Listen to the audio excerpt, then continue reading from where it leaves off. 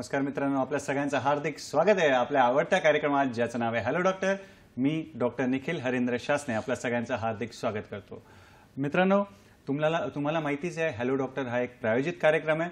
कार्यक्रमाचा श्री गणेश करूया एका संस्कृत सुभाषिताने। सुभाषित असं आहे, ऋणशेषम च अग्निश्च ऋणशेषश्च अग्निशेषश्च शत्रुशेषश्च तथैव च शत्रुशेषम तथैव च व्याधिशेषम च निःशेषम व्याधिशेषम च निःशेषम कृत्वा प्राज्ञो न सिद्धती कृत्वा प्राज्ञो न सिद्धती।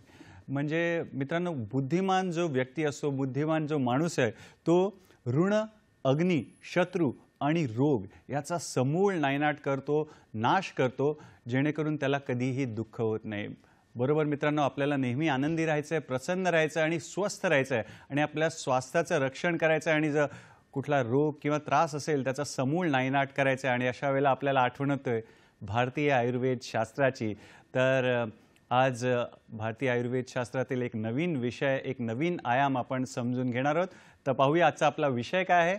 आजचा आपला विषय आहे स्त्रीवंध्यत्व, पीसीओडी, टेस्ट ट्यूब ब्लॉक आणि आयुर्वेद। स्त्रीवंध्यत्व, पीसीओडी, ट्यूब ब्लॉक आणि आयुर्वेद।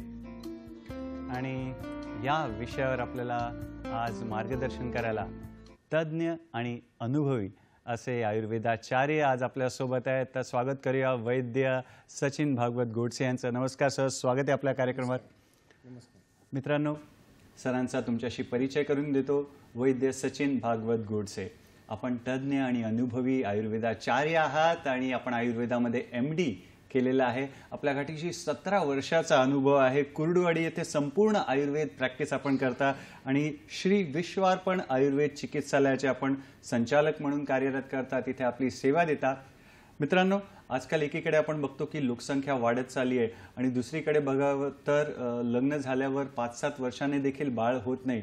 तर अशा समस्यांमागे एक प्रमुख कारण म्हणून PCOD हा एक आजार आहे, हे प्रमुख कारण आहे। तर अशी अनेक कारणांविषयी सरांनी अभ्यास केला, संशोधन केलं आणि एक विशेष अशी आयुर्वेदिक चिकित्सा पद्धती सरांनी संशोधन केलं त्या शास्त्रामध्ये। तर त्या संशोधनाविषयी, विशेष आयुर्वेदिक चिकित्सा पद्धतीविषयी आज आपण जाणून घेणार आहोत। आणि या चिकित्सेमुळे हजारो रुग्णांचा डॉक्टर साहेबांनी उपचार केलेला आहे, यशस्वी उपचार केलेला आहे। आणि सोबत जी जोडपी आहेत त्यांना नवीन जे अपत्याचा जो आनंदाचा क्षण सरांमुळे मिळालेला आहे तो मिळवून दिलेला आहे। आणि स्त्रीवंध्यत्व, पुरुषवंध्यत्व सोबत सर गुडघ्याचे म्हणा, कमरेचे म्हणा किंवा संधिवात, आमवात म्हणा, उंची वाढवणं म्हणा आणि अजून जे हृदयाचे आजार आहेत, किडनीचे आजार आहेत, यावर देखील प्रभावी आणि यशस्वी उपचार देतात। आणि सर फक्त कुर्डुवाडी येथे नाही तर सोबत दादर, ठाणे, पुणे, दौंड येथे देखील आपली वैद्यकीय सुविधा पुरवतात। नमस्कार सर, पुन्हा एकदा स्वागत करतो। आणि आजचा आपला विषय आहे वंध्यत्व। तर वंध्यत्व म्हणजे काय ते कृपया आम्हाला सांगा। बरोबर, कसं आहे, आपल्याला प्रत्येकाला आयुष्यात सुख हवं असतं, आनंद असतं आणि तो प्रत्येकजण आपापल्या परीने शोधत असतो। ते शोधत असताना प्रत्येकाच्या आयुष्यात एक टप्पा असतात। जसं आपण मानवाचं पाहिलं ना, तर प्रत्येकाच्या आयुष्यात एक टप्पा असतो की शिक्षण होणं, शिक्षण झाल्यानंतर त्याचं योग्य ठिकाणी नोकरी लागणं किंवा जॉब लागणं, व्यवसाय करणं, त्यानंतर जर नोकरी असेल तर त्याचं करिअर व्यवस्थित होणं, करिअर झाल्यानंतर किंवा जॉब लागल्यानंतर त्याचं पुढं प्रमोशन होणं, त्याच्यानंतर त्याच्या पुढच्या आयुष्यात एक चांगला टप्पा येतो, तो म्हणजे आयुष्य स्थिर स्थावर होण्यासाठीचा लग्न हा एक टप्पा येतो। आणि लग्न झाल्यानंतर मग मात्र त्यांना पुढचा सर्वात महत्त्वाचा टप्पा की जे आयुष्यात एखादं आपण झाड म्हणतो ना, की ते तयार होणं, वाढ होणं, फुलणं आणि फळणं, म्हणजे त्याला झाडाला फळं लागणं। तर हे त्या जोडप्याचं किंवा त्या एखाद्या व्यक्तीचं लग्न झाल्यानंतर त्यांच्या आयुष्यात एखादं फूल किंवा एखादी कळी उमलणं, म्हणजे त्यांच्या आयुष्याच्या संसाराच्या वेळेवरती एखादी फूल येणं, म्हणजे त्यांचा संसार हा भरलेला असणं। ही झाली एक नॉर्मल पद्धत झाली किंवा नैसर्गिक आपण जे पाहतो त्या पद्धतीनं झालं।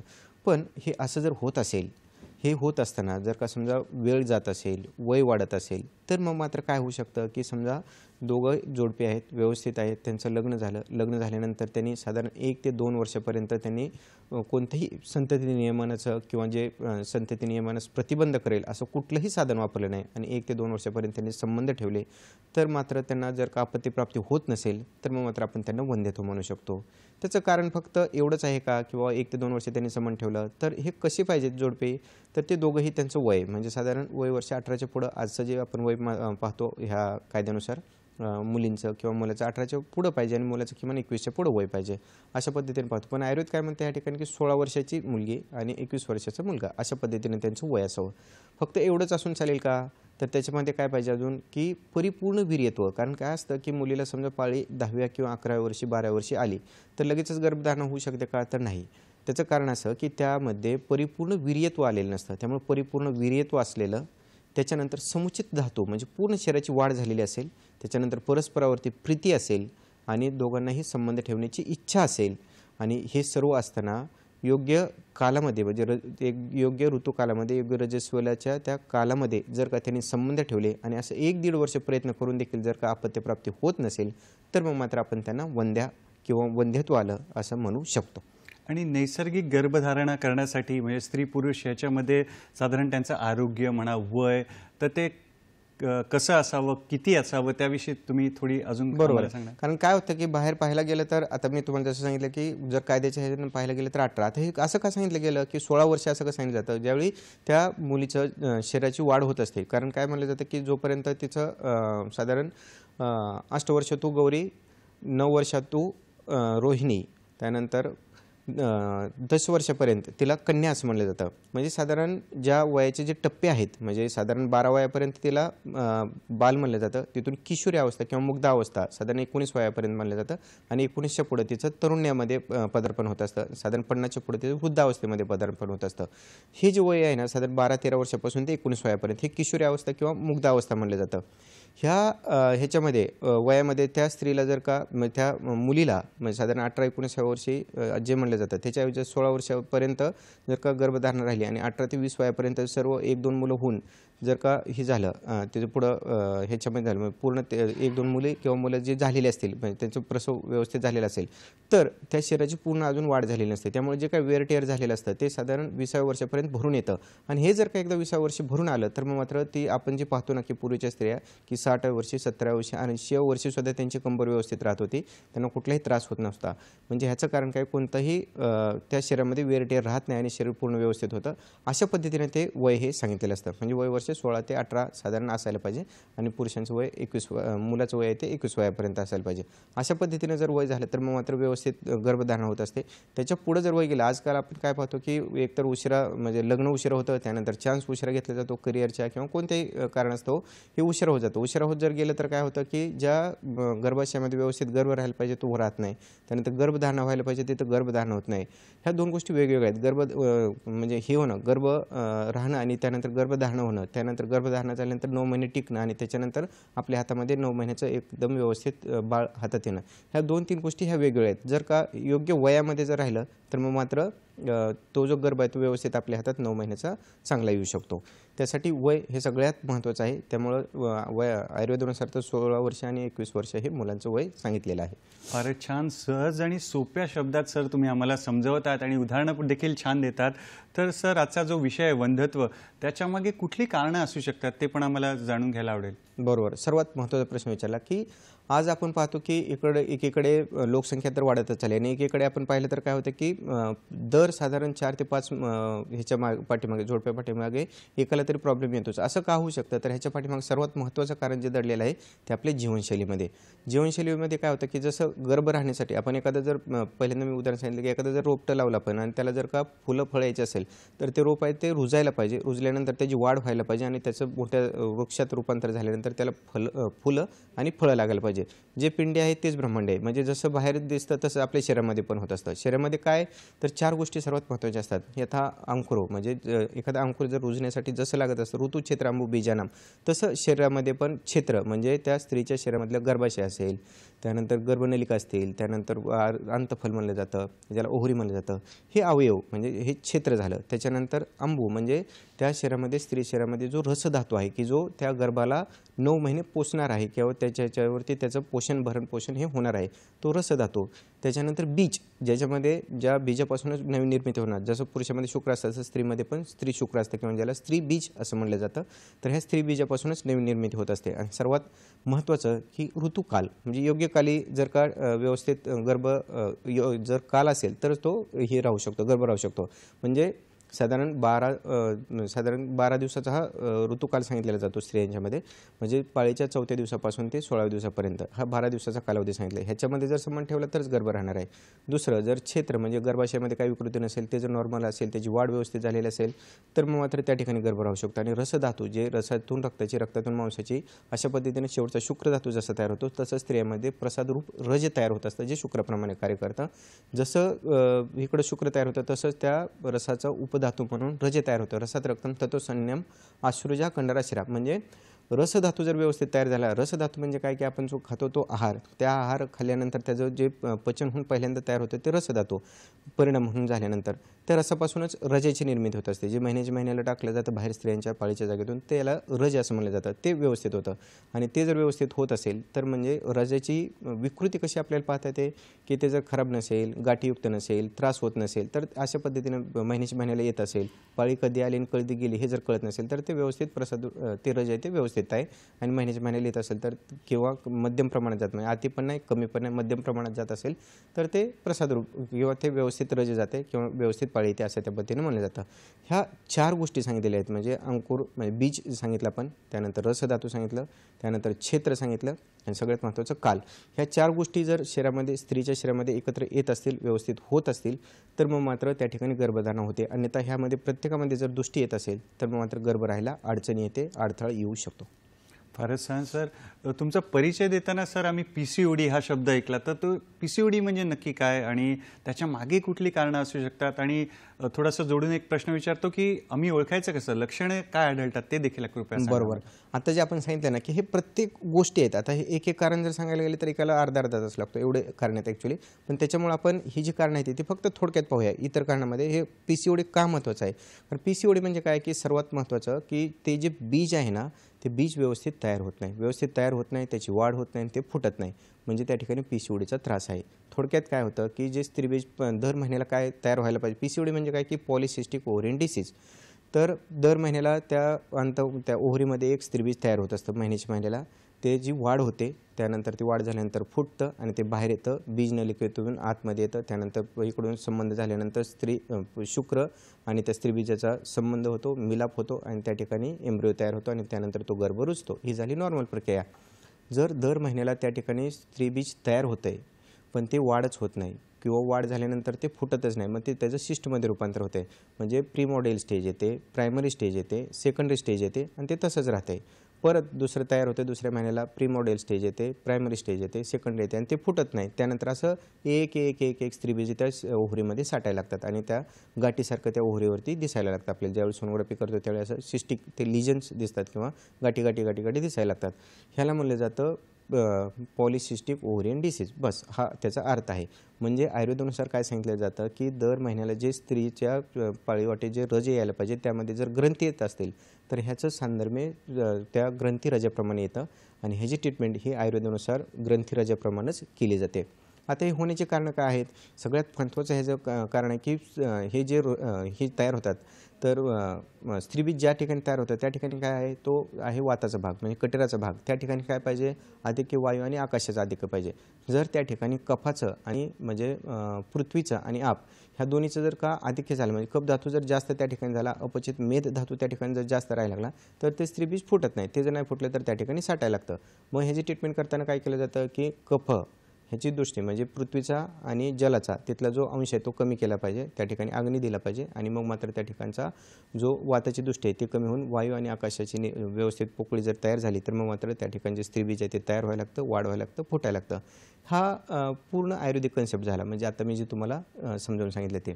तर ह्याची चिकित्सा करत असताना काय करायला पाहिजे, सगळ्यात महत्त्वाचं त्या ठिकाणी जो साठलेला मळ आहे किंवा त्या ठिकाणी साठलेला जो आम आहे तो आम जर कमी करायचा असेल तर दीपन करणं, पाचन करणं आणि त्या वायूचं अनुलोमन करणं. असं जर व्हायला लागलं तर दर महिन्याच्या महिन्याला एक स्त्रीबीज तयार व्हायला लागतं, वाढ व्हायला लागतं आणि फुटायला लागतं.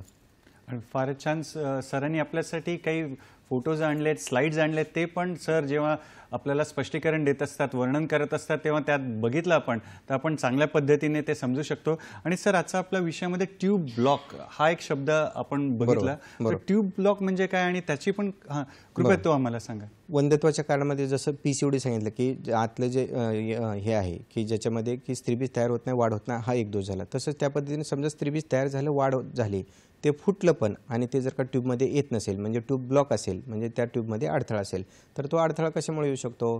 जर समजा त्या ठिकाणी आतमध्ये मांसाला मांस चिटकलेला असेल तर, दुसरं इन्फेक्शन असेल त्यामध्ये तर, किंवा त्या ठिकाणी कोणत्याही प्रकारचं म्हणजे ट्युबरक्युलोसिससारखं इन्फेक्शन झालं आणि त्याच्यानंतर त्या ठिकाणी पाणी साठलेलं असेल तर ह्याच्यामुळे काय होतं की ट्यूब आहे ती बंद होते. ट्यूब जर बंद झाली तर ज्या ठिकाणी इकडून शुक्र यायला पाहिजे त्या इकडून ह्या बाजूनं ते स्त्रीबीज यायला पाहिजे आणि दोन्हीचा मिलाप व्हायला पाहिजे. हे दोन्हीचं जर मिलन नाही झालं तर त्या ठिकाणी मग मात्र गर्भधारणा होत नाही. हे वंध्यत्वाचं प्रमुख एक कारण दिसतं. त्याचं कारण काय की आजकाल युरिनरी ट्रॅक इन्फेक्शन हे जे आपण म्हणतो ना की हे भयंकर प्रमाणात वाढत गेलेलं आहे. दुसरं जर आता फॉरेन कंट्रीजमध्ये जर पाहिलं आपण तर त्यांच्याकडे गोनोरियासारखे किंवा सिपिलिससारखे इन्फेक्शन दिसतात. पण आपल्याकडे स्त्रियांच्या बाबतीत हे जे इन्फेक्शन होतं हे TBचं सर्वात जास्त इन्फेक्शन दिसून येतं. दुसरं एंडोमेट्रोसिस असणं, फायब्रोसिस असणं, वारंवार गर्भपात झालेला असणं. तर ह्या कारणामुळं त्या DNC सारखी जी ट्रीटमेंट आहे ती केलेली असणं. ह्याच्यामुळं काय होतं की जो काही जसं कचरा साठतो ना त्या ठिकाणी ते जो आतला अस्तर आहे किंवा एंडोमेट्रोसिस म्हणलं जातं ती टिश्यू आहे ते त्या ट्यूबमध्ये जाते आणि ती ब्लॉक होते. तर हे सर्वात म्हणजे काय म्हणू आपण सेकंड लास्ट जर म्हणलं तर साधारण 50 ते 60% हे कारण आपल्याला दिसत असतं. ही जर ट्यूबचा स्पाझम जरी आला तरीसुद्धा गर्भधारणा होत नाही. किंवा बरेचदा काय होतं की पेल्विक इन्फ्लेमेटरी डिसीज म्हणतात PID, जसं क्लेमायडियासारखं इन्फेक्शन असेल किंवा तिथं ट्युबरक्युलोसिससारखं इन्फेक्शन झालेलं असेल, मार लागलेला असेल, आघात झालेला असेल, CA झालेला असेल, किमोथेरपी झालेली असेल किंवा इतर कुठली ट्रीटमेंट जास्त प्रमाणात घेतली गेलेली असेल तर ह्याचा परिणाम म्हणून सुद्धा त्या ट्यूब आहे ती ब्लॉक होते. आणि ट्यूब जर ब्लॉक झाली तर मग मात्र परत आणखी वंध्यत्व येतं. आणि केवळ ह्या एका कारणामुळे ह्याची जर का ट्रीटमेंट नाही केली तर मात्र पेशंटला IUI सोडा IVF हा एकच ट्रीटमेंटचा भाग राहतो. आणि जर जर नाही सक्सेस झालं तर मग मात्र पेशंट हताश होतात. एकदा दोनदा चारदा IUI केलेलं असतं, त्यानंतर एकदा दोनदा तीनदा IVF केलेलं असतं आणि अशा स्टेजमध्ये सुद्धा पेशंट आपल्याकडे येतात. आणि शेवटच्या स्टेजमध्ये सुद्धा त्यांचे जर का आपण ट्यूब हे ओपन करून शकलो आणि ट्रीटमेंट त्यांची केली तर कित्येक अशी उदाहरणं आहेत की जे आपण त्या ट्रीटमेंट केल्यानंतर साधारण 5 महिन्यामध्ये 6 महिन्यामध्ये एक ट्यूब तरी ओपन होते आणि त्यांना तो चान्स घेता येतो आणि त्यानंतर त्यांना अपत्यप्राप्ती ही होत असते. फारच छान डॉक्टर गोडसे आपल्याला छान मार्गदर्शन करतायत. मित्रांनो, महत्त्वपूर्ण असा आजचा आपला विषय आहे, सुदृढ संतती कशी प्राप्त करता येईल आयुर्वेदाच्या साहाय्याने, त्याविषयी मार्गदर्शन घेतोय. तुर्तास वेळ झाली एका छोट्याशा विश्रांतीची. पाहत राहा आपला आवडता कार्यक्रम हॅलो डॉक्टर. विविध आजारांवर यशस्वी आयुर्वेदिक उपचारांसाठी प्रसिद्ध श्री विश्वार्पण आयुर्वेद चिकित्सालय, पंचकर्म, योग व संशोधन केंद्र. पत्ता कुर्डुवाडी, राऊत कॉम्प्लेक्स, ग्रामीण रुग्णालयाजवळ, माढा रोड, कुर्डुवाडी 08. शाखा कुर्डुवाडी, दादर, ठाणे, पुणे, दौंड. दूरध्वनी क्रमांक 9689 786 948 किंवा 97666 92055.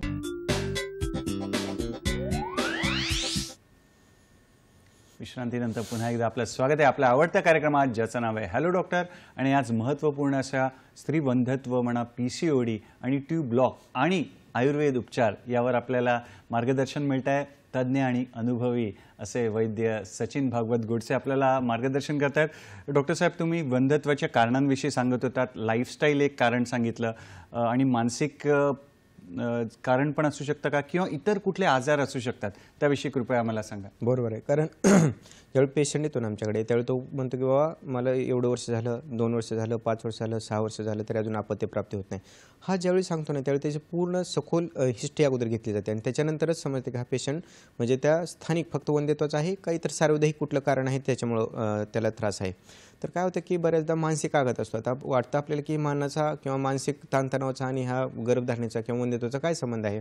तर तुम्हाला एक छोटंसं उदाहरण देतो की आपल्याकडे ठाण्याच्या OPDमधले आलेले पेशंट सांगतो मी तुम्हाला की दोघे IT क्षेत्रामध्ये कामाला होते, व्यवस्थित जॉब होता, साधारण लग्न झालं, 2-3 वर्षानंतर त्यांना त्यांचं करिअरचं चालू होतं. करिअर झाल्यानंतर त्यांचं घर झालं आणि घर झाल्यानंतर त्यांनी आता ठरवलं की आपण प्लॅन करायचा आणि बेबी पाहिजे.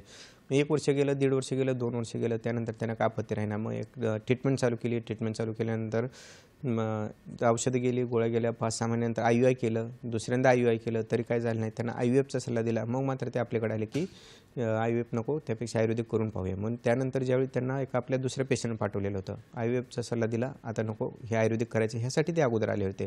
पण ज्यावेळी त्यांची आपण ही घेतली, केस घेतली, त्यावेळी स्त्रीमध्ये काय मेजर दोष नव्हता. म्हणजे दोष फक्त एवढंच होता की स्त्रीबीज उशिरा फुटतं, एवढा एक दोष होता. आणि त्या ह्याच्यामध्ये पुरुषामध्ये जो दोष होता तो म्हणजे काय होता दोष, की त्यांना फक्त पोटाचा त्रास होता. पोटाचा त्रास काय होता की जेवण झाल्यानंतर कळ मारणं, गच्च होणं, त्यानंतर टॉयलेटला आल्याची संवेदना होणं, म्हणजे ग्रहणीसारखा त्रास त्यांना होता आयुर्वेदानुसार. म्हणजे गृहिणींचं जे काम असतं, गृहिणी म्हणजे मंचती, विवेचती आणि म्हणजे पोट दीपन होणं, म्हणजे त्या अन्नाचं पचन होणं. पचती, मुंचती आणि विवेचती. पचन व्हायला पाहिजे, त्यानंतर मुंचन म्हणजे सार्किटाचं विभाजन व्हायला पाहिजे आणि त्यानंतर मळभाग आहे तो बाहेर जायला पाहिजे. ह्या ठिकाणी दोष होता. आता ह्या दोषामुळे काय होतं, याच्यामध्ये एक लक्षण आलं आहे की स्त्रीषु अहर्षणम, मातजग्रहणीमध्ये लक्षण आलेलं आहे. म्हणजे त्या व्यक्तीला मैथुनाची इच्छाच होत नाही. सेम ह्या आजाराची ज्यावेळी आपण ट्रीटमेंट केली, त्यांची ग्रहणी ती व्यवस्थित केली, साधारण 3-4 महिन्यानंतर त्यांच्यामध्ये जी काही मोटिलिटी जी कमी दिसत होती शुक्राची, तर ती मोटिलिटी पण वाढली. आणि सगळ्यात महत्त्वाचं म्हणजे स्त्रीषु आहर्षणम हे लक्षण गेलं. त्यांचं दोघांच्या एकमेकावरती व्यवस्थित संबंध झाले आणि त्यानंतर मला वाटतं 6व्या-7व्या महिन्यामध्ये त्यांना प्रेग्नन्सी राहिली. हे नॅचरली राहिले. त्यांनी IUI करून सुद्धा त्यांची प्रेग्नन्सी राहत नव्हती. याचा अर्थ काय होत होता की त्या ठिकाणी स्त्रीषु आहर्षणम हे लक्षण होतं. म्हणजे किती छोटी गोष्ट आहे की ते जर नसेल, म्हणजे दोघांचा जर मानसिक ताणतणाव असेल, ही फक्त एखादी जशी आपण मेकॅनिकल प्रोसेस आहे तशा पद्धतीने किंवा ते काम उरकायचं म्हणून जर केलं तर त्या ठिकाणी होत नाही. म्हणून पहिल्यांदा आपण जे सांगितलं ना की फक्त संबंध ठेवून चालत नाही, तर परस्परावरती प्रीती पाहिजे आणि सगळ्यात महत्त्वाचे संबंध करण्याची इच्छा पाहिजे, तरच त्या ठिकाणी गर्भधारणा होत असते. ह्या मानसिकतेचा एवढा ह्यामध्ये परिणाम दिसून येत असतो.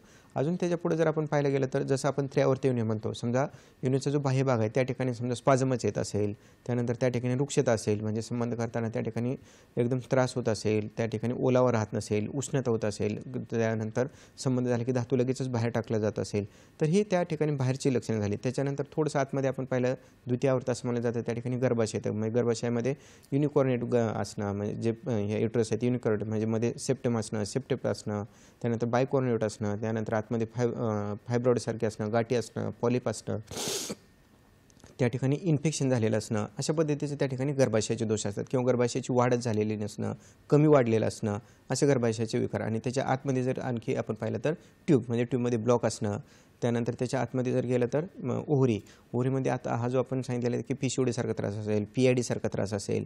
आणि हे सगळ्यात महत्त्वाचं की हे सगळं व्यवस्थित आहे आणि तरीसुद्धा हे कार्यकारी नाही. म्हणजे काय की ॲलोपॅथीनुसार की हार्मोनल इम्बॅलन्स असणं हे अजून आपल्याला एक महत्त्वाचं कारण दिसतं. हार्मोनल इम्बॅलन्समध्ये काय होतं की FSH आणि LH म्हणजे जे मानसिक ताणतणाव आहे त्यांच्यानुसार, की त्याच्यामुळे काय होतं, FSH LH म्हणजे फॉलिक्युलर स्टिम्युलेटिंग हार्मोन आणि लुटिनायझिंग हार्मोन, की जे फॉलिकल स्टिम्युलेटिंग म्हणजे स्त्रीबीज उत्पत्तीसाठी जे स्टिम्युलेट करतं ते जर सिक्रेट कमी होत असेल तर काय होतं, स्त्रीबीज व्यवस्थित तयार होत नाही, त्याची वाढ होत नाही, पाळी येत नाही. दुसरं जे प्रोलॅक्टिन आहे ते जर सिक्रेशन जास्त होत असेल तर इकडं जे इस्ट्रोजन आहे त्याची लेवल कमी राहते. इस्ट्रोजन लेवल कमी झाली तर पिरियड येत नाही पिरियड आलं तर इकडे स्त्रीबीज तयार होत नाही. म्हणजे ह्या लुटिनायझिंग हार्मोनची जर का ही असेल, कमतरता असेल तरीसुद्धा प्रेग्नन्सी राहत नाही. आणि सगळ्यात महत्त्वाचं ह्यांच्यामध्ये जर का टेस्टोस्टेरॉन म्हणजे मेल अँड्रोजन हे जर वाढायला लागले, प्रोलॅक्टिन जर वाढायला लागलं तर मेल अँड्रोजन वाढतं, टेस्टोस्टेरॉन ते जर वाढलं तर काय होतं, इन्सुलिन रेजिस्टन्स निर्माण होतो. आणि इन्सुलिन रेजिस्टन्स निर्माण झाला तर मग मात्र त्या स्त्रीचं किंवा त्या मुलीचं वजन हे वाढायला लागतं. ते जसं जसं वजन वाढायला लागतं त्याच पद्धतीनं ज्या ऑइली ग्रंथी असतात म्हणजे तेल ग्रंथी असतात त्या चेहऱ्यावरती जास्त ऑइल सिक्रेट करायला लागतात. त्याच्यामुळे काय होतं की तारुण्यपेटिका म्हणजे ज्याला पिंपल्स म्हणतो त्या चेहऱ्यावरती यायला लागतात. त्यानंतर आणखी जर हेअर फॉलिकल्स वरती गेलं तर त्या ठिकाणी काय होतं की केसाची मुळं लूज होतात, केस गळायला लागतात, केस दुबंगायला लागतात, केस पांढरे व्हायला लागतात. आणि ह्याहीपेक्षा पुढं जाऊन अजून काय होऊ शकतं, मेल अँड्रोजन जर का त्यांच्यामध्ये वाढत चाललं तर मात्र अनवॉन्टेड हेअर्स म्हणजे ओठावरती लव येणं, छातीवरती लव येणं, पोटावरती लव येणं, केसांच्या मागं कानाच्या मागं केस येणं, अशा पद्धतीची लक्षणं आहेत ती त्या मुलीमध्ये येतात. आणि ह्या सगळ्याला अजून परत आपण PCOD प्रमाणे ट्रीट करत असतो. म्हणजे मगाशी जे म्हणलं ना की ह्याचं 80% जर आपण कुठं आलं तर परत फिरून PCODवरती किंवा ट्यूब ब्लॉकवरती येतो. म्हणून ह्याचं जे कारणं आपण पाहतो की हार्मोनल इनबॅलन्स असेल, जीवनशैलीमध्ये बदल असेल, मानसिक ताणतणाव असेल, तर हे सगळं कुठे येत असतं तर त्या स्त्रीच्या ह्याच्यावरती गर्भाशयावरती येत असतं. कारण स्त्री ही जी आहे ना की स्त्री ही मूलम अपत्यानाम असं म्हणलं जातं आहे की स्त्री रक्षित रक्षिता, म्हणजे स्त्री हे जर अपत्य पाहिजे असेल तर हे मूळ आहे, त्यामुळे तिचं रक्षण केलं तरच रक्षण होणार आहे. म्हणून तिच्या जे स्थानिक आपण जे सांगितलं त्याच्यामध्ये तर दोष असायलाच पाहिजे. आता हे एवढं झाल्यानंतर अजून काय दोष असू शकतो, तर हे सगळं व्यवस्थित आहे पण त्या स्त्रीला पांडू आहे, म्हणजे अंगामध्ये रक्तच कमी आहे, त्यानंतर ज्वर आहे, आरशी आहे, ग्रहणी आहे, प्रतिसाय आहे, डायबिटीज आहे, हृदरोग आहे. तर अशी जर कारणं असतील तरीसुद्धा त्या स्त्रीमध्ये हे राहत नाही, म्हणजे गर्भ राहत नाही किंवा तिला वंध्यत्वही येऊ शकतं. एक छोटं उदाहरण सांगतो, म्हणजे पुण्यातल्या डॉक्टर उकडीतलं साहेब, सांगतो. आपण उदाहरणाकडे वळूया.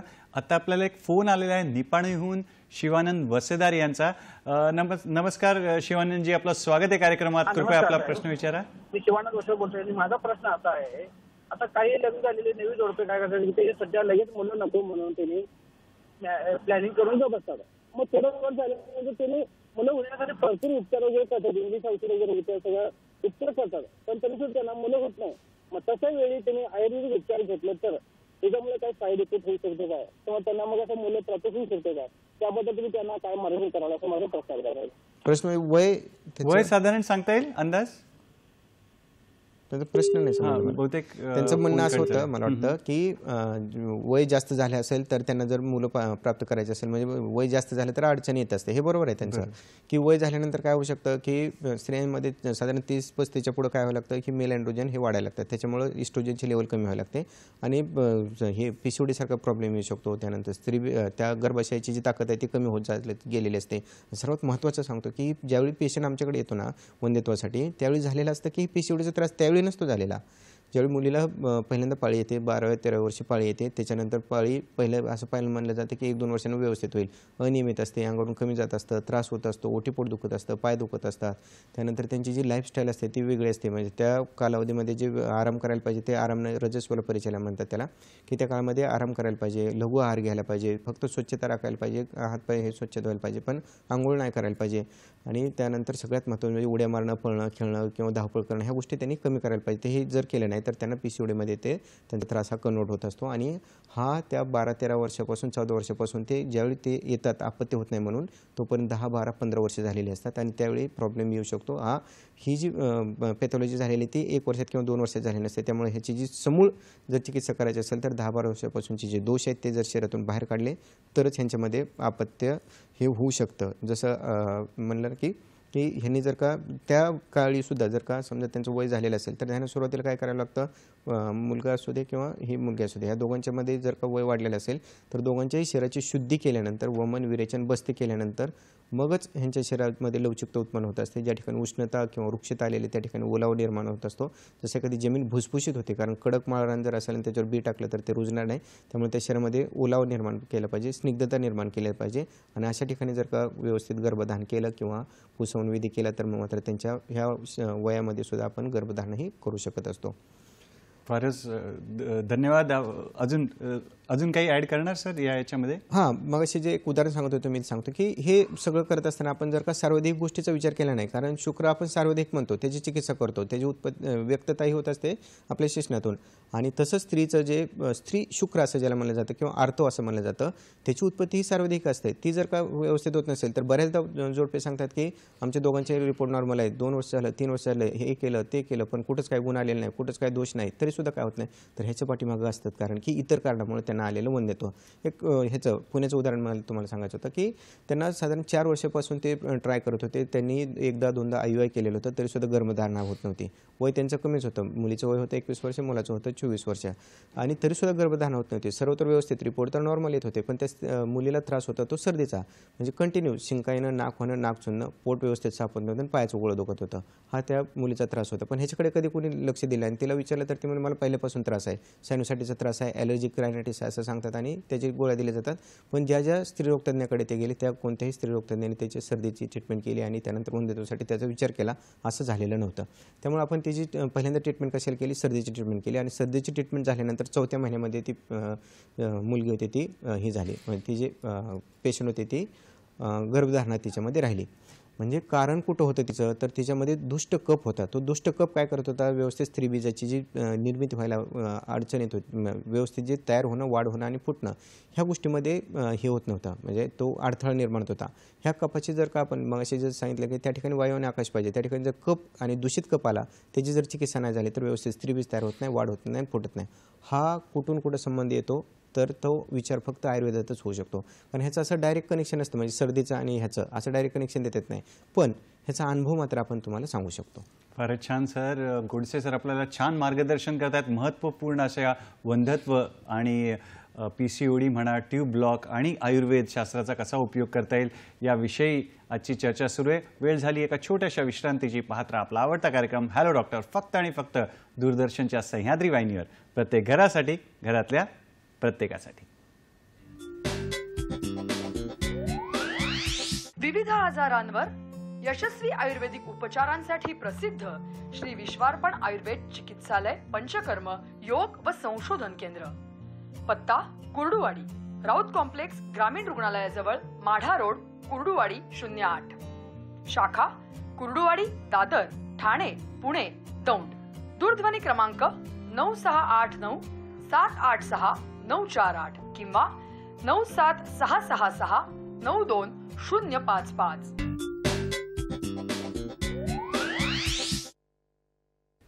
नमस्कार मित्रांनो, पुन्हा एकदा स्वागत आहे आपल्या कार्यक्रमात. आणि आज आपली चर्चा सुरू आहे वंध्यत्व म्हणा, PCOD म्हणा आणि ट्यूब ब्लॉक आणि आयुर्वेद उपचार कसे करावेत याविषयी तज्ज्ञ आणि अनुभवी असे आयुर्वेदाचार्य वैद्य गोडसे आपल्यासोबत आहेत. सर, आम्हाला चिकित्सेविषयी सांगा की अशा गोष्टीमध्ये कशी चिकित्सा करता येते आणि तुम्ही जे विशेष प्रावीण्य मिळवलेलं आहे त्याविषयी पण आम्हाला सांगा. तुमचे अनुभव पण आम्हाला ऐकायला आवडतील. बरोबर. काय होतं, चिकित्सा करताना बऱ्याच मनात शंका असतात आणि सर्वात महत्त्वाचं ज्यावेळी पेशंट येतो त्यावेळी फक्त PCOD म्हणून आलेला असतो तो, कारण सोनोग्राफीचा रिपोर्ट केलेला असतो त्यामध्ये दिसत असतं. पण त्याच्या पाठीमागचं जे पूर्ण जो सांगोपांग विचार म्हणतो ना, तो करायला पाहिजे. कारण कसं पाहिलं जातं की त्याची चिकित्सा प्रत्येकाची वेगवेगळी येते. कारण आयुर्वेदानुसार PCOD म्हणजे कधी कधी काय असते, वातकपच असू शकते, कधी कधी वातपित्तच असू शकते, कधी पित्त कपच असू शकते. त्या पद्धतीने त्यांची ट्रीटमेंट ही बदलत असते. म्हणजे कसं की कुणाला ट्रीटमेंट उष्ण असेल, कुणाला ट्रीटमेंट थंड असेल, कुणाची ट्रीटमेंट बस्तीची असेल, कुणाची ट्रीटमेंट वमनची असेल, कुणाची ट्रीटमेंट विरेचनची असेल. सुरुवातीला काय केलं जातं, ह्यांच्यातलं निदान केलं जातं की हा आजार सार्वधिक आहे PCOD झालेला का हा स्थानिक आजार झालेला आहे. जर सार्वधिक असेल तर त्या आजाराची पहिल्यांदा ट्रीटमेंट केली जाते. त्यामध्ये काय केलं जातं, दीपन, पाचन, शोधन आणि हा आपण वायूच्या दृष्टीतला आहे म्हणून त्या ठिकाणी बस्ती ही चिकित्सा केली जाते वायूचं अनुलोमन करण्यासाठी. वाताचं किंवा आपण वायूचं जर अनुलोमन झालं तर त्याचे जे आवृत्त झालेलं असतं, एकतर पित्तानं होऊ शकतं किंवा एकतर कफानं होऊ शकतं. ह्या पित्ताची आणि कफाची ही जी ट्रीटमेंट असते, कफाची ट्रीटमेंट आहे ती वमन करून केली जाते. जर दोष जास्त असतील तर बृहद वमन केलं जातं आणि दोष कमी असतील तर लघु वमन केलं जातं. आणि जर का उष्णता किंवा त्या शरीरामधली जी हीट आहे ती काढण्यासाठी विरेचन हा उपक्रम केला जातो. अशा पद्धतीने सुरुवातीला आल्यानंतर ह्या जी ट्रीटमेंट करत असताना वमन म्हणजे उलटी करून घेणं, विरेचन म्हणजे औषध देऊन जुलाब करून घेणं आणि त्याच्यानंतर बस्ती करणं. बस्ती ही पंचकर्मातली अर्धी चिकित्सा आहे, ज्याच्यामुळे वाताचे जवळजवळ 60-70% प्रॉब्लेम हे तिथं सॉल्व्ह होत असतात. त्याच्यानंतर पुढची ट्रीटमेंट काय केली जाते की धातूचं पाचन करणं. प्रत्येक धातूचं, रसाचं, रक्ताचं, मांसाचं मिळतं धातुअग्नी हे वर्धन केले जातात. जर धातुअग्नी वर्धन केलं, धातूचं दीपन पाचन केलं, त्याची अग्नी जर वाढवली तर जसं रसातून रक्त, रक्तातून मांस आणि त्या पद्धतीने शुक्रधातू म्हणजे आर्थोधातू तयार होतो, त्या ठिकाणी व्यवस्थित तयार होतो. आणि त्याचबरोबर रसातून रजेची निर्मिती होत असते. जर रसधातू प्राकृत असेल तर व्यवस्थित रजेची निर्मिती होत असते. म्हणजे रजातले जे दोष आहेत ते दोष निघून जाऊन प्राकृत रजेची निर्मिती होत असते. मग मात्र स्त्रीला त्या पाळी व्यवस्थित यायला लागते, नियमित यायला लागते, अंगातले जो मेद आहे किंवा जी चरबी आहे ती कमी व्हायला लागते. हे करत असताना काय केलं जातं, ह्या औषधी चिकित्सेबरोबरच त्यांना आहार आणि विहार दिला जातो. म्हणजे आहारात काय केलं जातं, सकाळी 10 वाजता एकदा जेवण, संध्याकाळी 6 वाजता एकदा जेवण. ह्याच्या पाठीमागं असं आहे की जर त्या शरीरामध्ये साधारण 15-16 तासापर्यंत जर का लंघन राहिलं तर मग मात्र लवकरात लवकर दोष त्या शरीरातले बाहेर जातात, म्हणजे डिटॉक्सिफाय होत असतात. त्याचबरोबर आहारामध्ये जे स्त्रीबीज वाढवेल अशा पद्धतीचे जर का फळं, त्यानंतर पालेभाज्या जर दिल्या, ती फळं कोणती असतात की काजू असेल, बदाम असेल, चारोळे असतील आणि सर्वात महत्त्वाचं डाळिंब असेल, अंजीर असेल, काळ्या मनुका असेल. ही रसाळ फळं जर का आपल्या शरीरामध्ये किंवा आपल्या पोटामध्ये जर गेले तर त्यातून बीजाची निर्मिती ही चांगली होत असते. अशा पद्धतीचा आहार, भरपूर प्रमाणात पाणी पिणं हे जर केलं आणि 10 वाजता 6 वाजता जर त्यांनी ह्या आहारातला जर बदल केला आणि ह्याच्याबरोबर थोडासा व्यायाम सकाळी अनुलोम विलोम कपालभातीसारखा असेल किंवा जॉगिंग असेल किंवा ज्याला जमत नाही त्याने जिम जॉईन करणं असेल किंवा झुंबासारखं डान्सिंग केलेलं असेल, थोडं त्या शरीरात जर घाम आला तर मात्र मलमूत्र आणि स्वेद ह्या तिन्ही मळाचं व्यवस्थित निचरण होत असतं आणि शरीरातले दोष आहे ते कमी व्हायला मदत होत असते. असते. अशा पद्धतीने त्यांचं हे पुढचं म्हणजे दोष शरीरातले बाहेर जाण्यासाठी हे झालं, आहाराचं झालं, त्याच्यानंतर त्यांच्या विहाराचं झालं आणि त्याच्यानंतर ते आपण जे ट्रीटमेंटमध्ये केलेलं आहे ते शोधन केलं, शमन केलं आणि त्याच्या पुढची जी सर्वात महत्त्वाची ट्रीटमेंट येते की ज्याच्यावरती आपण आजपर्यंत हे स्थानिक सगळंच तुम्हाला सांगितलं, ह्याच्या पुढचं जे आहे सार्वधिक सांगितलं, ह्याच्या पुढचं जे आहे ते सार्वधिक, ह्याच्यामध्ये उत्तर बस्ती हा उपक्रम येतो. त्यामध्ये काय केलं जातं की व्यवस्थित निर्जंतुकीकरण ह्याचे करून म्हणजे सेप्टिक प्रिकॉशन ह्या सर्व व्यवस्थित घेतल्या जातात आणि औषध एका नळीद्वारे डायरेक्ट गर्भाशयामध्ये प्रविष्ट केलं जातं. ह्याच्यातून काय होतं असतं की जे गर्भाशयातले जे दोष आहेत, त्यानंतर तिथं ट्यूबमध्ये जे ब्लॉक आलेला असेल, त्यानंतर फायब्रॉइड झालेला असेल, त्यानंतर स्त्रीबीजाची व्यवस्थित वाढ होत नसेल, स्त्रीबीजाला म्हणजे प्रीमॅच्युअरच होत असेल, ज्याला इनसफिशियन्सी ओव्ह्युलेशन म्हणलं जातं, तर हे जे दोष आहेत ते त्या फक्त उत्तरबस्तीनं हे निघत असतात आणि साधारण सर्व चिकित्साकडे आणि उत्तरबस्ती एकीकडे, कारण 2 ते 3 उत्तरबस्तीमध्ये एका साईडला ब्लॉक असेल, दोन्ही साईडला ब्लॉक असेल तरी तो निघत असतो. ज्या स्त्रीमध्ये PCOD 8-8, 10-10 वर्षापासून PCOD आहेत ते ह्या उत्तरबस्तीनं आपण कमी करत असतो. त्यानंतर तिथलं स्थानिक इन्फेक्शन असेल, PID असेल, तर ह्या सर्व गोष्टी ह्या फक्त आपल्या उत्तरबस्तीच्या सहाय्यानं होत असतात. फक्त ही ट्रीटमेंट आहे ती मात्र वैद्याच्या निरीक्षणाखाली किंवा वैद्याच्या ह्याच्याखालीच ऑब्झर्वेशनखालीच ही ट्रीटमेंट केली जात असते. त्यामुळे ह्या ट्रीटमेंटचा सर्वात महत्त्वाचा आपण रोल घेतो किंवा ह्या ट्रीटमेंटवरतीच आपण जे आज जी काही औषधं आहेत त्या ह्याच्यातली उत्तरबस्तीमधली त्याच्या जोरावरतीच आपण आजपर्यंत हजारो ज्या केसेस सक्सेस करू शकलो ते ह्या फक्त उत्तरबस्तीच्या जोरावरती. आणि ह्याच्या पुढं काय होतं की बरेचदा असं वाटतं की PCOD हा आजार आहे किंवा PCOD हे पूर्ण 100% बरी होते असं वाटत असतं. पण काय होतं की लाईफस्टाईल बिघडली, त्यानंतर आहारविहार बिघडला किंवा दोष बिघडले किंवा धातू अग्निमांद्य झालं तर हे परत लक्षण होऊ शकतात. त्यामुळे ह्या आता जे सांगितलं की जी ट्रीटमेंट आहे त्याला परत शेवटी ही सगळी ट्रीटमेंट झाली म्हणजे शोधन झालं, शमन झालं, म्हणजे वमन, विरेचन, बस्ती झाली, ह्याच्यानंतर रसायन चिकित्सा केली जाते आणि रसायन चिकित्सा केली तरच हे सगळं कंट्रोलमध्ये राहत असतं. जोपर्यंत ह्याला आहाराची, विहाराची आणि ह्या रसायन औषधाची जोड आहे तोपर्यंत PCODचं प्रकार किंवा हा जो त्रास आहे तो कंट्रोलमध्ये राहत असतो. हे जर परत बिघडलं तर हे परत होऊ शकतं. फारच छान. डॉक्टर साहेब, बरेचसे पेशंटना असं वाटतं की डॉक्टर साहेब नक्की हा त्रास जाईल ना किंवा हे, तर अशा रुग्णांना तुम्ही काय सांगता की हे वंध्यत्वाची ट्रीटमेंट आहे, आम्ही इकडे केलं आहे पण अजून काही यश आलेलं नाही, तर अशा रुग्णांना थोडी भीती असते, थोडं टेन्शन असतं, सारखं खात्री मागत असतात की बाबा होईल का डॉक्टर साहेब, तर काय सांगणार तुम्ही?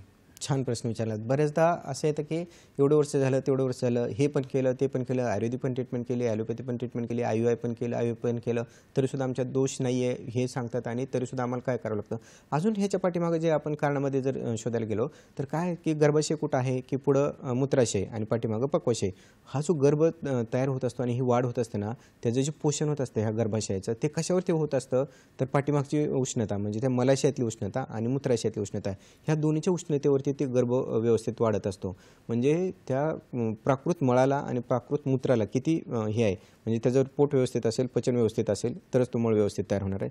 इकडे जर का मल म्हणजे मूत्र व्यवस्थित जर होत असेल, प्राकृत तयार होत असेल तरच त्या ठिकाणी गर्भाचं व्यवस्थित उत्पत्ती होणार असते.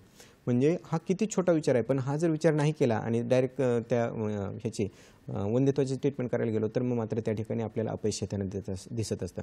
त्यामुळं हा सगळ्यात महत्त्वाचा विचार आणि त्याच्या पुढे जाऊन विचार केला जातो तो म्हणजे मानसिकतेचा. आता ह्या मानसिकतेचा काय एवढा विचार करायचा, जर समजा संबंध व्यवस्थित होत आहेत पण त्या व्यक्तीच्या मनामध्ये शोक आहे, क्रोध आहे, मोह आहे, भीती आहे, लोभ आहे, कुठलेही असू द्या की ह्यातला कुठला जर मानसिक विकार असेल आणि त्याने जर का संबंध ठेवायचा प्रयत्न केला आणि त्यातून जर उत्पत्ती होण्यासाठी वर्षानुवर्ष वाया जातात पण त्यातून उत्पत्तीही होत नाही. त्याचं कारण हे त्या मानसिकतेशी असतं, त्यानंतर त्यातून उत्पन्न होणाऱ्या आजाराशी असतं आणि त्यातून उत्पन्न होणाऱ्या ह्या वंध्यत्वाकडे येत असतं.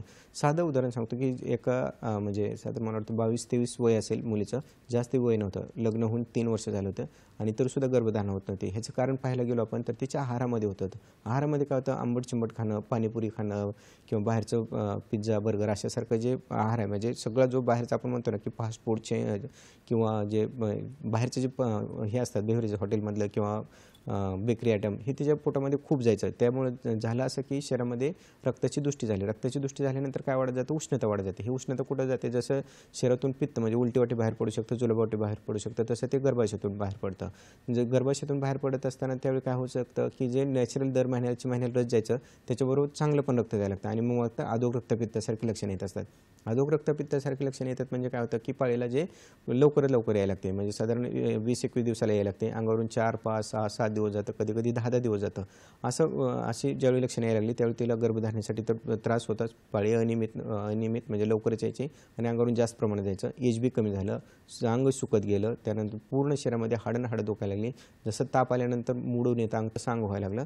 आणि ही ज्यावेळी आपल्याकडे पेशंट आले त्यावेळी ही जी आपण ज्यावेळी चिकित्सा केली तर ही जी ट्रीटमेंट केली होती अधोग रक्तपित्ताप्रमाणे. म्हणजे हिला बृहद्वमन दिलं. बृहद्वमन दिल्यानंतर शरीरातली जे काय जो रक्ताचा मार्ग खाली होता अधो होता तो आपण ऊर्ध्व केला आणि त्यानंतर त्या रक्तपित्ताची जी शामक औषधं आहेत, प्रवाळसारखं असेल, सुवर्णसूसारखं असेल किंवा सुवर्णगरीकसारखी औषधं असेल, ही औषधं दिली आणि तिच्या शरीरातलं पित्त कमी झालं. त्यानंतर ती पाळी नियमित झाली, 28 दिवसाला यायला लागली. त्यानंतर जे अंगावरून 8, 10, 12 दिवस जायचं ते 4 दिवसावरती आलं. जे जास्त प्रमाणात जातं ते मध्यम प्रमाणात आलं आणि त्यानंतर साधारण 4थ्या किंवा 5व्या महिन्यामध्ये त्या मुलीमध्ये प्रेग्नन्सी ही राहिली.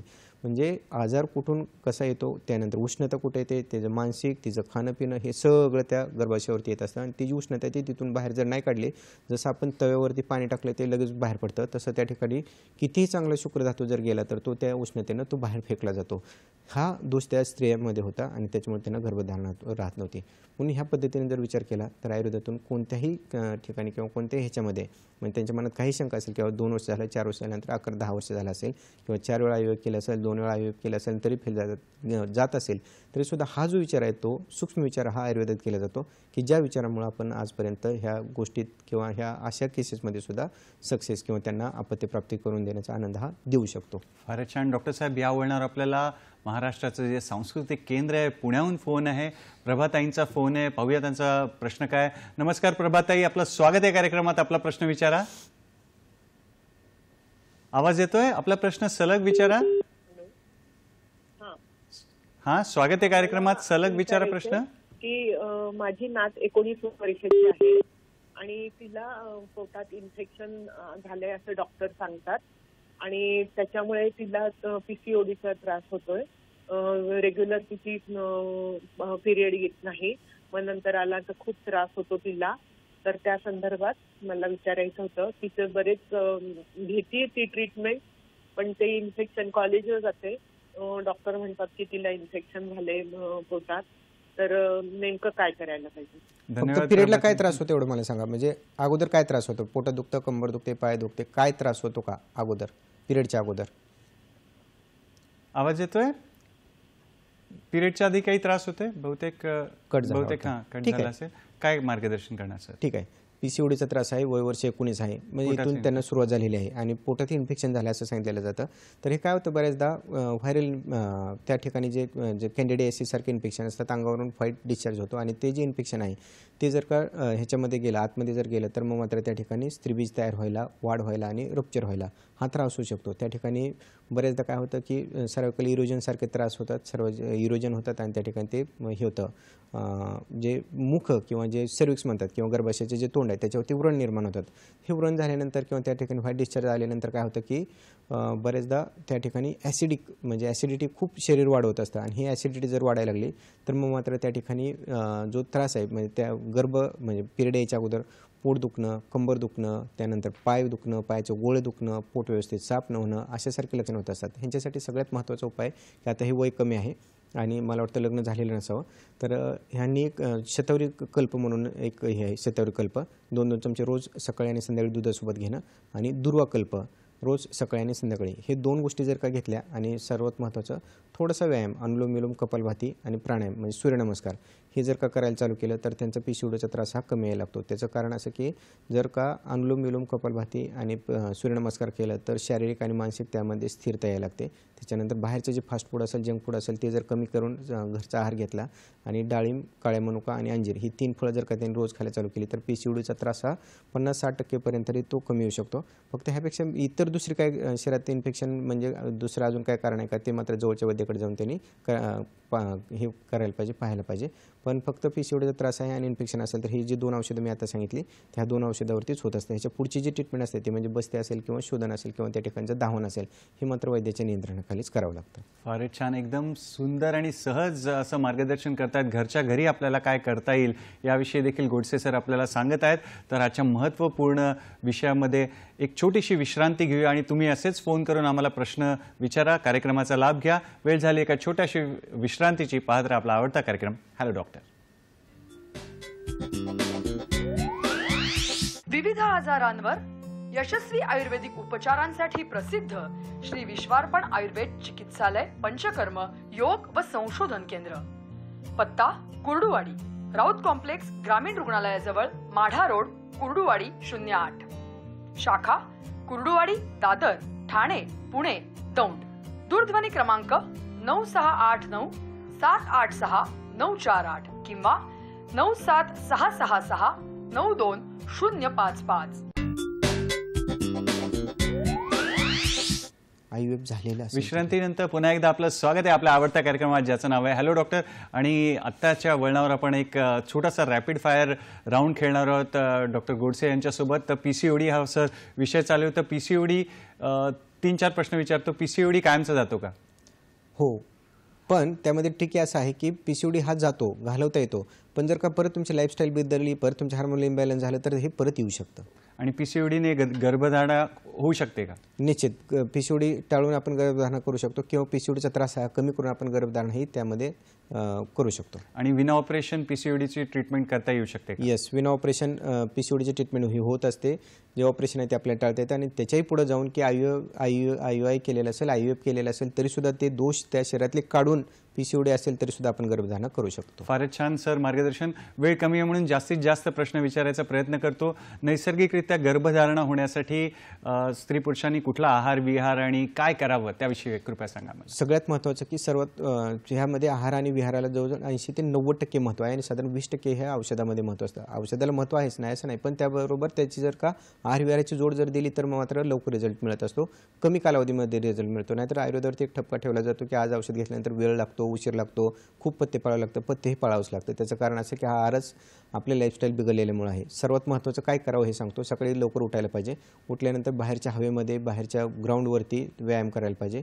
जर शक्य असेल तर त्यांनी थोडं 7-7:30 नंतर म्हणजे थोड्याशा कोळ्या उन्हामध्ये त्यांनी व्यायाम करायला पाहिजे. अंगावरती ऊन पडलं पाहिजे. यामध्ये चालणं असेल, फिरणं असेल, झुंबासारखा डान्स असेल, जिम असेल किंवा कसंही शरीरातून थोडा तरी घाम निघला पाहिजे 30 ते 40 मिनिटापर्यंत. त्याच्यानंतर आंघोळ झाल्यानंतर मग मात्र त्यांचे जे आपली जी लाईफस्टाईल आहे की दिवसभर बसणं असतं तर हे बसणं कुठेतरी टाळायला पाहिजे.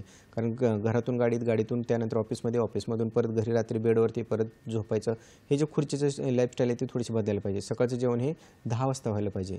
10 वाजता जेवणामध्ये काय भरपूर पालेभाज्या पाहिजेत, फळभाज्या पाहिजेत. जी रसाळ फळं म्हणतो आपण ती घ्यायला पाहिजेत, कारण ही रसाळ फळं खाल्ली तरच त्यातून म्हणजे शुद्ध बीजापोटी फळे रसाळ गोमटी. जर रसाळ फळं पाहिजे असतील तर आतमध्ये पोटामध्ये रसाळ फळं गेली पाहिजे. डाळिंब असेल, त्यानंतर अंजीर असेल, मनुका असेल, त्यानंतर कोणतेही रसाळ फळं जे काकडे असेल, गाजर असेल, बीट असेल, ह्यासारखी फळं आपल्या पोटामध्ये आणि भरपूर हिरव्या पालेभाज्या गेल्या पाहिजेत. त्यानंतर प्रोसेस फूड हे नको आहे. त्यानंतर डायरेक्ट होलसम म्हणतो ना आपण तसं, जे मोड आलेले कडधान्य वगैरे हे जरी पोटात गेलं तरीसुद्धा चालते. त्याच्यानंतर संध्याकाळी 6 वाजता जेवण करायला पाहिजे आणि दुसऱ्या दिवशी सकाळी परत 10 वाजता करायला पाहिजे. मधला जो साधारण 15-16 तासाचा जो गॅप आहे, हा जर गॅप असेल तर शरीर डिटॉक्सिफाय होतं आणि लवकरात लवकर त्या स्त्रीचे जे शरीरातले PCODचे त्रास आहेत ते कमी होतात. जे आयुर्वेदाचा सिद्धांत सांगितलं की त्या ठिकाणी वायू आणि आकाश पाहिजे. ज्या ठिकाणी कफ खूप साठलेला आहे, आम खूप साठलेला आहे, टॉक्सिन्स खूप साठलेले आहे, हे सगळे जातात आणि PCODचा त्रास आहे तो कमी व्हायला लागतो. ह्याच्यासाठी संध्याकाळी 6 वाजता हे जेवण व्हायला पाहिजे.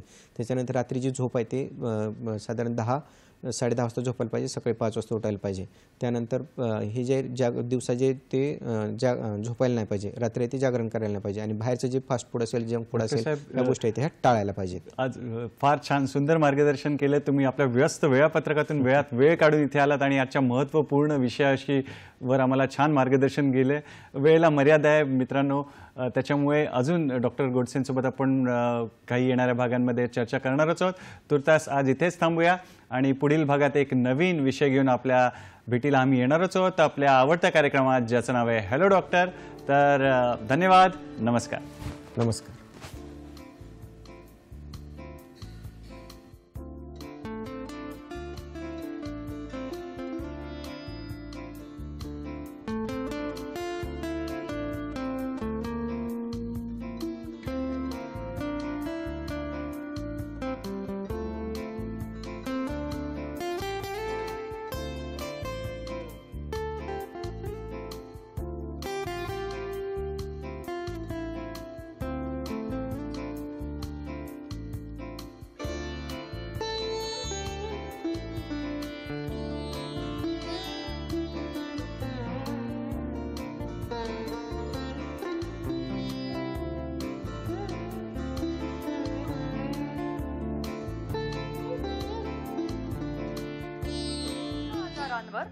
यशस्वी आयुर्वेदिक उपचारांसाठी प्रसिद्ध श्री विश्वार्पण आयुर्वेद चिकित्सालय पंचकर्म योग व संशोधन केंद्र.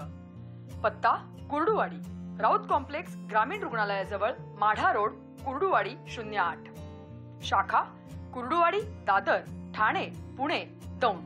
दूरध्वनी क्रमांक 9689 786 948 किंवा 97666 92 055.